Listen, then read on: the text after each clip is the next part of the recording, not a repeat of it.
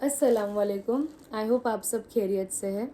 आज मैं जिस टॉपिक पे वीडियो बनाने वाले हूँ वो मुझे आप ही के कमेंट्स ने सोचने पर मजबूर किया और मुझे ये एक आइडिया जैसा मिला कि ये चीज़ मैं आप लोगों से शेयर कर सकती हूँ।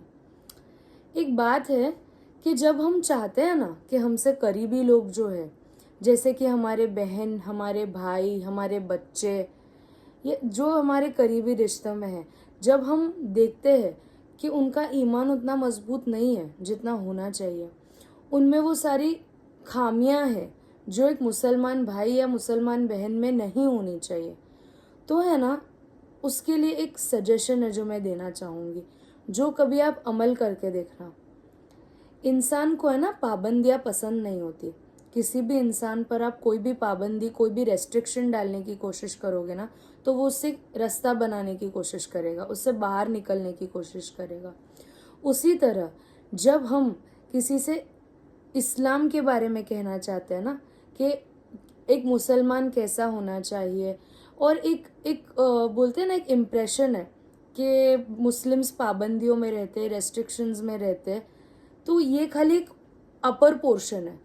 उसके अंदर का पोर्शन, उसके उसके आजू बाजू की स्टोरी अराउंड द थिंग क्या है, ये किसी को आइडिया नहीं है। ठीक है, 5 वक्त की, फॉर एग्जाम्पल 5 वक्त की नमाज पढ़ना। अब है ना, हम बच्चों को बचपन से ये सिखाते हैं कि बेटा नमाज पढ़ने जाओ, बेटा नमाज पढ़ने जाओ। ये है ना एक पाबंदी क्रिएट करना होती है। हमें क्या करना है पता है? हमें उनको नमाज की इम्पोर्टेंस बतानी है। हमें उनको हमारे नबी के नवासों के बारे में बताना है, जिन्होंने नमाज का सबसे बड़ा एग्जाम्पल दिया है। वो हमारे नबी के नवासे थे और उन्होंने नमाज की इम्पोर्टेंस बताई। हमें पहले अपने बच्चों को नमाज में ढकेलने से पहले ये बताना है कि नमाज ज़रूरी क्यों है। जब इस्लाम आप फैलाना चाहते हैं ना, जब आप इस्लाम लोगों तक कन्वे करना चाहते हैं ना, तो उसको पाबंदियों से नहीं हासिल हो सकता। वो उसकी खूबसूरती आपको बयान करनी होती है। जैसे कि एक छोटा सा मेरी लाइफ का एग्जाम्पल देके मैं आपको बताती हूँ। जैसे कि मैंने आपसे शेयर किया था, मुझे कभी मेरे हस्बैंड ने कोई चीज़ के लिए बोला नहीं था कि आपको ऐसे कपड़े पहनने होंगे, ऐसे नहीं पहनने होंगे, ये करना होगा, वो करना होगा, ऐसा कुछ भी नहीं कहा था उन्होंने। उन्होंने बस मुझे एक किस्सा सुनाया था फातिमा रदी अल्लाह ताला अन्हु का, कि वो किस तरह हमेशा मतलब अपने आप को कवर करके रहती थी। तो मतलब मैं अभी तक, मतलब 2015 से लेके अभी तक जितने भी साल होते हैं, 7 to 8 years, तब से मैंने कभी बुर्खा पहना नहीं था। मतलब कभी ओकेशनल पहनती थी।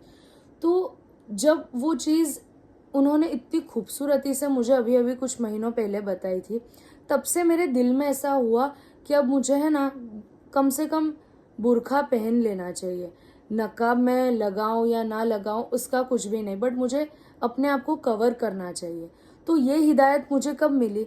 जब उन्होंने मुझे इस्लाम की खूबसूरती बताई, जब उन्होंने मुझे इतनी खूबसूरती से उनका किस्सा बताया। उन्होंने मुझे डायरेक्टली नहीं बोला कि तुम ये करो, उन्होंने बस मुझसे एक बात शेयर की थी।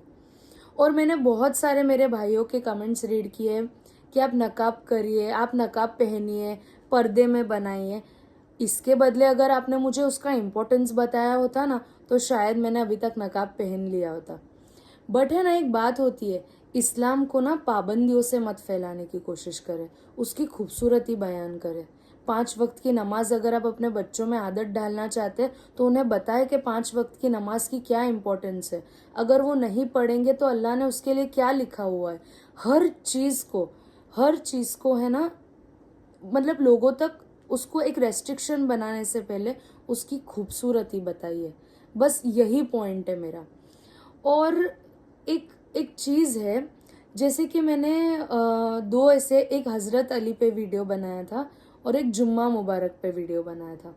वो वीडियो में पता नहीं क्या ऐसा लगा लोगों को, तो लोग मुझे ये सवाल करने लगे कि मैं सुन्नी हूँ या मैं शिया हूँ।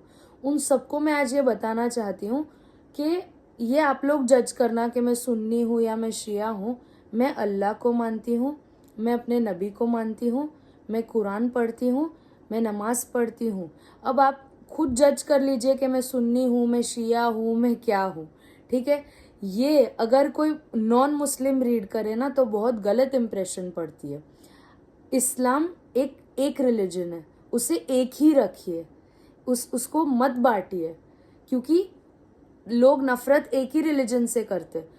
अगर जो नफरत करने वाले लोग हैं वो लोग ये नहीं पूछते कि आप सुन्नी हो या आप शिया हो या आप ये हो या वो हो। तो जब नफरत एक जगह आ रही है तो हम इतनी बड़ी कम्युनिटी, इतना बड़ा रिलीजन एक होके क्यों नहीं रह सकते?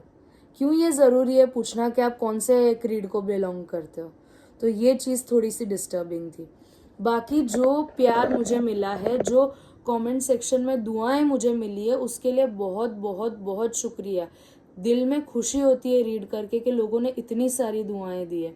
इंशाल्लाह आप सबके कमेंट्स में रीड करती हूँ और आप सबको दुआओं में मैं भी याद रखती हूँ।